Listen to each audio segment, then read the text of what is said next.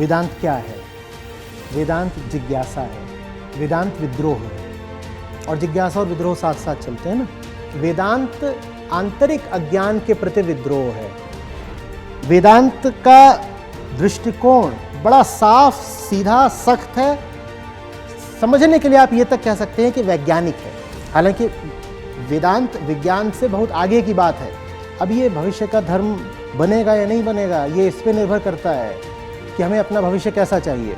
वेदांत तो यही बता देता है कि शक्तिहीन हो नहीं तुम, बेचारे हो नहीं तुम में बहुत ताकत है। तुम में इतनी ताकत है कि तुमने अपनी जिंदगी बर्बाद कर ली है।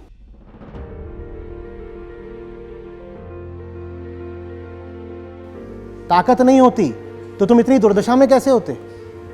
तुमने अपनी ही ताकत का दुरुपयोग करके तो अपनी हालत करी है। तो भविष्य कैसा होगा ये भी इस पे निर्भर करता है कि तुम्हारी ताकत किस दिशा को जाती है। तुम्हारी ताकत यदि आत्मघात की दिशा में जाती है तो वेदांत ठीक वैसे ही हाशिए पर, परिधि पर पड़ा रहेगा जैसे आज तक पड़ा रहा है। लेकिन अगर हम ये चुनाव करें कि हमें खत्म नहीं हो जाना है, चाहे क्लाइमेट चेंज से, चाहे जनसंख्या विस्फोट से, चाहे ज़बरदस्त भोगवाद से, अगर हमें खत्म नहीं हो जाना है, अगर चुनाव हमारा ये है, तो फिर वेदांत हमें अपनाना पड़ेगा। वेदांत का रास्ता है।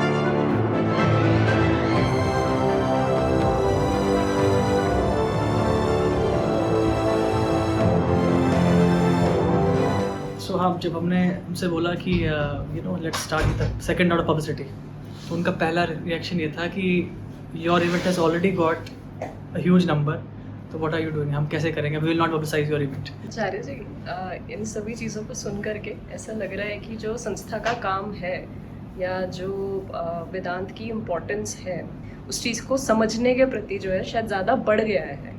और ये चाहे कैंप्स में हो, चाहे इंस्टीट्यूट्स में हो, हर जगह लोग वेदांत संबंधी सवाल जो है वो अपने सामने रखना चाहते हैं। जैसे कि आपने कहा कि आपके समय पे शायद इमेजिन करना भी मुश्किल था कि 10 लोग या 15 लोग या 20 लोग भी उसको जो है वेदांत स्पेसिफिक लेक्चर को या सेशन को आकर के अटेंड करना चाहते। तो ये जो पूरा चेंज आया है वो अभी जब ज़मीन पे उतरता हुआ दिखता है तो मतलब क्या सही में होप है? मेरी स्थिति तो थोड़ी थोड़ी मगर जैसी रहती है।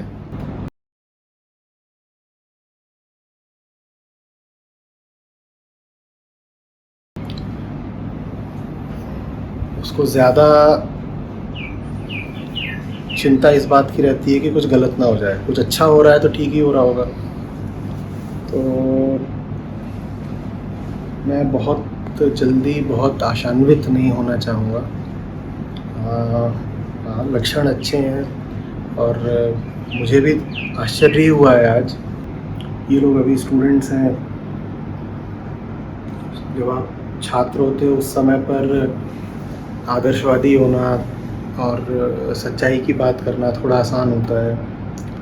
अभी यही लोग जब बाहर निकलेंगे, जब नौकरी सामने आएगी, पैसा आएगा, रिश्ते वगैरह आएंगे ज़िंदगी में, तब ये किस हद तक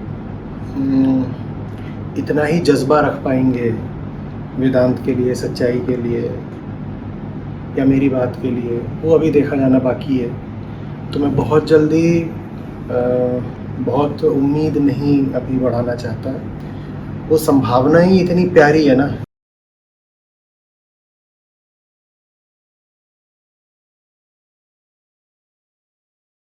कि उसको सोच लो और फिर वो नहीं हो तो बहुत दर्द होता है। तो मैं उसको सोचता ही नहीं, तो मैं चुपचाप काम करना चाहता हूँ। और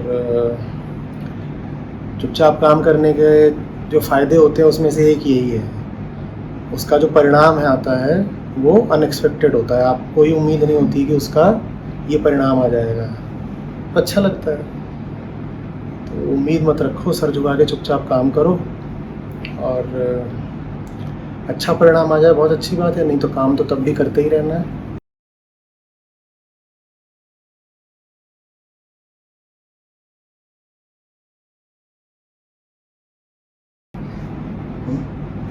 तो कैंपस एक तरह से पूरी तरह सोता नहीं था, कम से कम रात में 2-3 बजे तक तो लगभग आधे से ज़्यादा लोग जग ही रहे होते थे।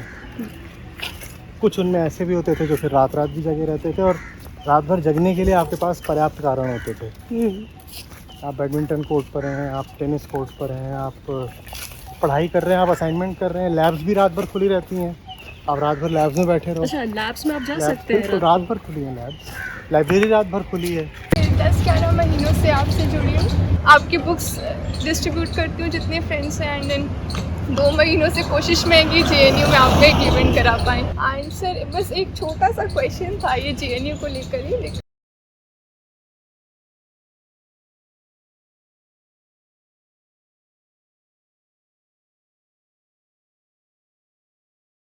आप जब भी वेदांत फिलॉसफी की बात करते हैं तो आप बोलते हैं ये सिखाता है freedom from ego, and that so called liberal ideology जो हम फॉलो कर रहे हैं वो है freedom of ego, we do whatever we want to do. But sir बहुत से ऐसे लोग हैं, मैं JNU से हूँ सर, एंड मैं देखती हूँ बहुत से ऐसे लोग जो लोग लड़ते हैं, और ऐसा नहीं है, वो तो अपनी जान तक भी जान पर भी उनकी बनाती है। पिछले सारी एक प्रेग्नेंट वुमेन को जेल में डाल दिया गया, UAPA लगाया। मैं DU से रही हूँ, मिरांडा हाउस से, वहाँ पे ISI and SFI काफ़ी एक्टिव है, उसमें भी 2 लड़कियों को जेल में डाल दिया गया, जिसमें कि एक के फादर की डेथ भी हो गई, तब भी उनको मिलने नहीं दिया गया, कुछ इस तरह से। सर पटियाला हाउस कोर्ट में जिस तरह से उन पे अटैक्स हुए, वो लोगों की तो जान पर बन रही थी ना सर, वो लोग तब भी लड़े और उनको तब उसी चीज़ से उनको पावर मिला। तो how is that like freedom of ego? और मतलब हाँ, मैं बहुत अभी भी सर जो भी इशू चल रहा है उसमें बहुत से ज़्यादातर लोग हैं जो कि जस्ट टैग के लिए कि हमको इकट्ठा होना है इसलिए जुड़े हुए हैं, बट बहुत से लोग हैं जो एकदम डीप रूटेड उसको पकड़े हुए हैं और वो एक्चुअली चेंज चाहते हैं। आई अंडरस्टैंड कि हम लोगों को पता नहीं है हम इक्वालिटी किसको बोलते हैं, बट वो एकदम न्यूट्रलाइज करना चाहते हैं कि हर एक इक्वल है। मतलब आप नहीं कर सकते कि किसी को ऊपर किसी को नीचे, वो वाला अगर उनका आइडियोलॉजी है। और फ्रीडम ऑफ ईगो में अल्टीमेटली हमको अपने को बचाने की तो चाह रहती है ना कि बॉडी बचा रहे, बट उन लोगों के तो जान पे बन रही है, और उसके बाद वो ऐसे मतलब पीछे नहीं हट रहे हैं, बैकफायर नहीं कर रहे हैं, वो और आगे आके ऐसे लड़ रहे हैं। तो how is that a freedom of ego? देखो, it is quite possible that they are standing for noble ideals, और वो अपनी तरफ से वो पूरी तरह कन्विंस्ड भी हों कि वो अच्छा काम ही कर रहे हैं, आंतरिक कोई बेईमानी ना कर रहे हैं, ये काफ़ी संभव है। लेकिन साथ ही साथ ये भी है कि इतिहास में इतने तो एक के बाद एक उदाहरण है ना, जहाँ पे आपको भले ही बहुत स्पष्टता ना हो कि आप क्या कर रहे हो, लेकिन आप उसके लिए जान देने को तैयार हो जाते हो, तो वो कोई बड़ी बात नहीं है।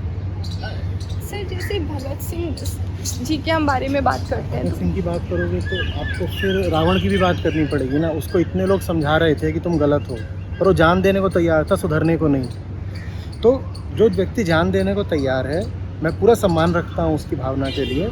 निश्चित रूप से हो सकता है कि वो भगत सिंह हो सकता है वो भगत सिंह हो, पर यह भी हो सकता है कि रावण हो, और ये भी हो सकता है कि जो इतना बड़ा एक ग्रे एरिया होता है ना बाइनरीज के बीच में, कि कुछ भगत सिंह और कुछ रावण।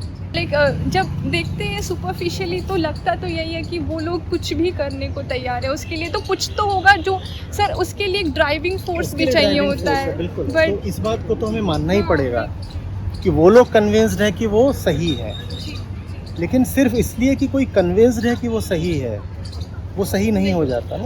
वाइस वर्सा इसमें और है ना, तो दोनों ही पक्षों पे लोग हैं जिनको लग रहा है, उधर भी लोग हैं राइट साइड पर जिनको लग रहा है वो सही है, वो कितनी भी गहराई से मानते रहे हैं कि मेरा बिलीफ सिस्टम ही सही है, वो सही नहीं हो जाते। इसी तरह से लेफ्ट में जो लोग हैं वो बहुत विश्वास के साथ कहते रहे हम ही सही हैं, इससे सही नहीं हो जाते। सही होना बहुत गहरी इंक्वायरी की बात होती है।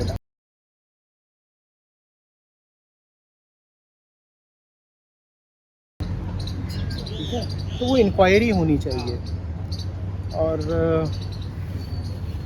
इंक्वायरी नहीं हो पाती है अगर आइडियलिज्म है तो।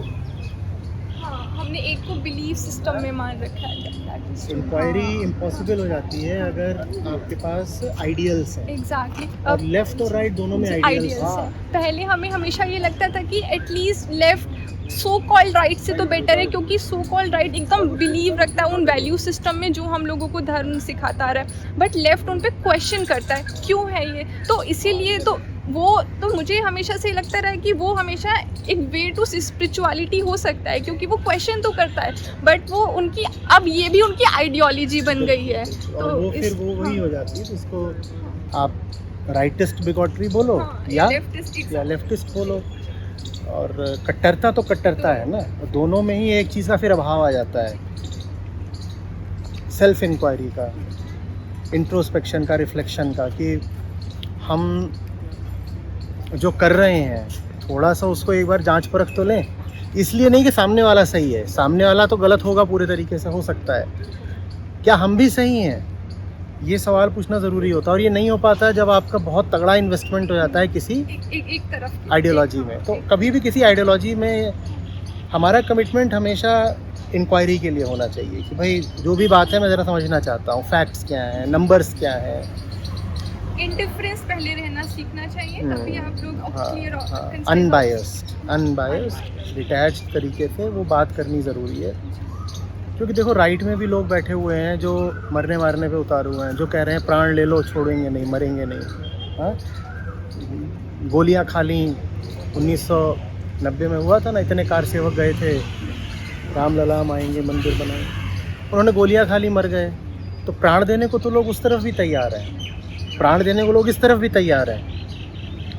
ठीक है, लेकिन सिर्फ प्राण देने की आपकी तैयारी ये नहीं सिद्ध कर देती कि सत्य आपके साथ है।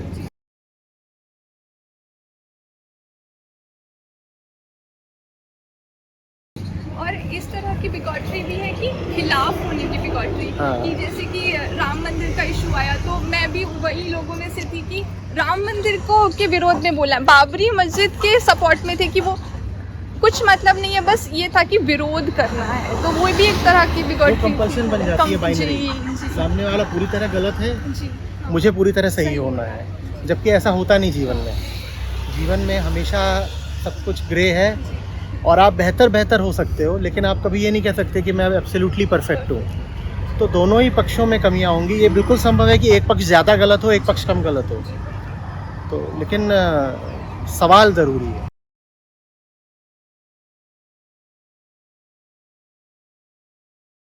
सवाल ज़रूरी है। बिल्कुल। Thank you so much Acharya, thank you so much. जैसे मैं जितनों भी लोग से मिला हूँ आज तक, वो या तो पैसा चाहिए या पावर चाहिए। और मतलब आप IIT में पढ़े तो आपको जॉब भी अच्छी खासी पैसे वाली मिल रही होगी, और पावर भी होगा ही जब सिविल सर्विसेज एग्ज़ाम क्लियर किया होगा। तो दोनों छोड़ के आप इधर क्यों चले गए? मतलब बाबा बनने में ज़्यादा पावर है, बाबा बनने में ज़्यादा पावर है। बेटा ऐसे नहीं चला था, आपके पास एक फ्रेमवर्क है, आप सोच रहे हो कि हर बंदा उसी फ्रेमवर्क में चल रहा है। आपके फ्रेमवर्क में लोग देखते हैं कि मुझे फ़ायदा किधर है और उस हिसाब से करियर मूव्स बनाते हैं।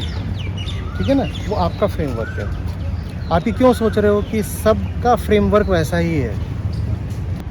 अभी यहाँ पर खड़े हो, ठीक है, मान लो मैं कोई बात बता रहा हूँ उससे पैसा मिलेगा, ठीक है, ये कोई बात बता रही है जिससे पावर मिलेगा। और ऊपर से यहाँ से पेड़ से तुम पे एक सांप गिर जाए, वो तीसरी चीज़ होती है। ये पैसा, ये पावर, वो तीसरी चीज़ वो कहलाती है द अर्जेंट नीड। जब वो सामने आती है ना तो ये पैसा पावर वगैरह सब भूल जाता है, उसको बोलते हैं मस्टनेस।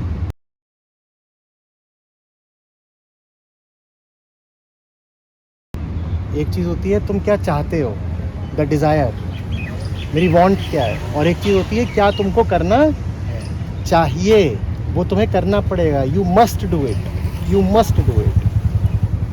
तो अच्छे निर्णय कई बार वहाँ से निकलते हैं, उसमें ये नहीं देखा जाता कि मेरे लिए क्या अच्छा है, मैं अभी यहाँ पे खड़ा हूँ, मुझे ज़्यादा बेनिफिट कहाँ हो जाएगा, तो मैं अगली मूव क्या लूँ, कहाँ पे हॉप कर दूँ, या किस इंस्टीट्यूशन में चला जाऊँ, यूएस चला जाऊँ, आगे डिग्री कर लूँ, पीएचडी कर लूँ, या यूपीएससी है चलो ज्वाइन कर लेते हैं, कुछ और इस तरह। फिर आप ये नहीं देखते, वो सब भूल जाता है, फिर आपको बस ये दिखाई पड़ रहा होता है कि क्या करना ज़रूरी है, ज़रूरी है। अभी यहाँ पे सांप गिरेगा ना, सारा ज्ञान भूल जाओगे, फिर बस याद रहेगा कि क्या करना ज़रूरी है। मान लो हम में से किसी को भी अच्छा तो लगता नहीं है ना दुनिया कैसी है, तुम्हें भी बहुत पसंद नहीं होगा, किसी को नहीं पसंद होता। हम चाहते हैं कि दुनिया बदले, दुनिया कैसे बेहतर करना। अच्छा तुम बताओ कैसे बेहतर करूँगा। तुम कह रहे हो कि आपने आईटी करा, आईएम करा, मैं मैनेजर बन जाऊँ, मैं ब्यूरोक्रेट बन जाऊँ, मैं कुछ भी बन जाऊँ। मैं मैनेजर बन गया तो मुझे क्या करना है, मुझे शेयर होल्डर प्रॉफिट मैक्सिमाइज़ करना है। तो मुझे चलाने वाला कौन है, शेयर होल्डर चाहता है कि मैं वो चीज़ें बेचूं जो लोग खरीदेंगे। तो शेयर होल्डर भी किसका गुलाम है, कस्टमर का गुलाम है। और कस्टमर कौन है, हम सब आम आदमी। ठीक है, मैं ब्यूरोक्रेट बन गया, मेरे ऊपर कौन बैठा है, मंत्री, कमिश्नर बैठा है, कमिश्नर के ऊपर कौन बैठा है, सेक्रेटरी बैठा है, सेक्रेटरी के ऊपर कौन बैठा है, मंत्री, मंत्री के ऊपर मुख्यमंत्री, और प्रधानमंत्री, प्रधानमंत्री के ऊपर कौन बैठा है, प्रधानमंत्री को पार्लियामेंट बैठी है, पार्लियामेंट के ऊपर कौन बैठा है, हम बैठे हैं। तो ले दे करके तुम कुछ भी करना चाहो, सब किसके गुलाम है, सब जनता के गुलाम है। मैं मैनेजर बन जाता मैं तो भी जनता का गुलाम हूँ, मैं मंत्री बन जाऊँ मैं जनता का गुलाम हूँ, मैं ब्यूरोक्रेट बन जाऊँ मैं जनता का गुलाम हूँ। तो मैं जनता को बदलूँगा कैसे अगर मैं जनता का गुलाम हूँ, तो मैं जनता को बदलूँगा कैसे अगर मैं जनता का गुलाम हूँ। जनता को अगर बदलना है तो डायरेक्टली बदलना पड़ेगा ना। मैं मैनेजर हूँ, मुझे तुम्हें कुछ बेचना है, मैं बहुत हाई प्रोफाइल मैनेजर हूँ, बहुत हाई प्रोफाइल, लेकिन मुझे तुम्हें कुछ बेचना है, तो मुझे क्या करना पड़ेगा, मेरे अकॉर्डिंग सोचना पड़ेगा। हाँ, तुम जो मुझे देना चाहते हो मुझे वो माल बनाना पड़ेगा। तो मैं तुम्हें बदल कहाँ पा रहा हूँ, जबकि हम सबकी मूल इच्छा क्या है, हम बदलना चाहते हैं। लेकिन मैं मैनेजर बन जाऊँ तो कुछ नहीं बदल पाऊंगा, मैं ब्यूरोक्रेट बन जाऊँ कुछ नहीं बदल पाऊंगा। मैं सब कुछ कर सकता था, पर ये सब कुछ करके मैं असफल हो जाता। तो मैं अभी वो कर रहा हूँ जिससे वास्तविक बदलाव आ सकता है। ठीक है, बात सुनोगे मेरी तो तुम्हारी चॉइसेस बदल जाएंगी। अब इससे बदलाव आया कि नहीं आया। इतने सारे लोग हैं जो मेरी बात सुन करके जिन्होंने मांस छोड़ दिया, बहुत लोगों ने दूध भी छोड़ दिया। बदलाव आ गया कि नहीं आ गया। ये बदलाव कोई कंपनी ला सकती है, किसी सरकार में दम है कि वो डिक्लेयर कर दे कि आज से जानवरों को मारना बंद है, नहीं है ना। लेकिन हम जो बात कर रहे हैं उससे जानवरों का मारना बंद हो सकता है। तो बताओ बाबा बन के सही किया गलत किया। गुड बाबा आचार्य, गुड बाबा आचार्य, ठीक है ना। चलो थैंक यू सर। आपको कैंपस याद है? यार मैं कैंपस में 99 के बाद भी बहुत आता रहा हूँ। बदल गया है कैंपस थोड़ा सा। जैसे आप अभी बात कर रहे थे पहले की लेफ़्ट राइट की, तो मतलब पॉलिटिकल सवाल नहीं है, बट ये पूछना चाहता हूँ कि जैसे क्या ये जो डेफिनेशन है लेफ़्ट राइट की, ये हमारे कंट्री में एज इट इज़ हम यूज़ कर सकते हैं कि नहीं। क्योंकि मेरा जैसे एक नोशन है कि left questions the things, right follows the ideology. इसीलिए तो राइट बेचारा फंसा हुआ है, इसीलिए तो राइट जीतता नहीं है। हार नहीं रहा लेकिन जीत भी नहीं रहा ना, क्योंकि राइट में गहरी से गहरी जिज्ञासा भी है वेदांत के रूप में, और ज़बरदस्त अंधविश्वास भी हैं। और अगर तुम एक आम राइटिस्ट को देखोगे, मैं हिंदू की बात कर रहा हूँ, तो उसके पास जिज्ञासा से ज़्यादा अंधविश्वास है। तो अगर लेफ़्ट ये आरोप लगाता है कि राइट में तो ब्लाइंड बिलीफ है, तो लेफ़्ट का यह आरोप निराधार नहीं है। क्योंकि वेदांत भले ही मौजूद है, लेकिन आप एक आम धार्मिक व्यक्ति में क्वेश्चनिंग स्पिरिट कम पाओगे।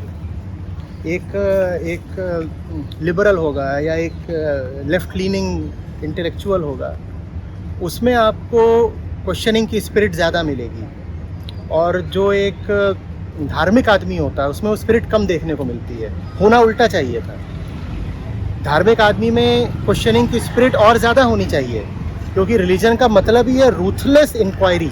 तब तक पूछते रहो जब तक सच्चाई तक ना पहुंच जाओ, इसी का नाम रिलीजन होता है।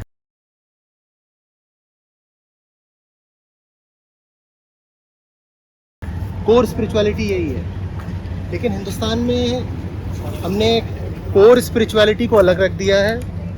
उपनिषद कितने लोगों ने पढ़े हैं,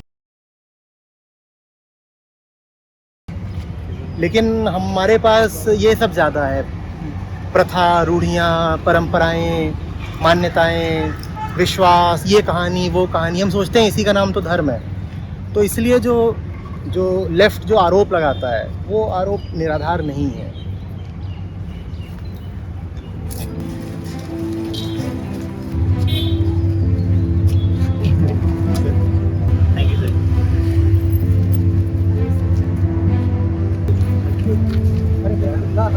आपका हॉस्टल कहाँ पर है यहाँ पर? तो मेरी छाती में लगी, लेकिन मैंने तो पूरा प्रोटेक्टिव किया, ध्यान रखा, तो मेरे कुछ हुआ नहीं।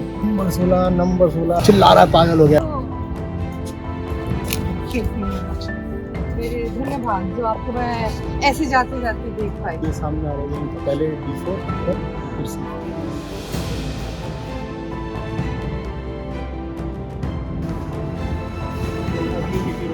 पहले टीटी रूम होता है, यहाँ मैं पर्सनल स्टडी में 1 मिनट ले आ सकता हूँ।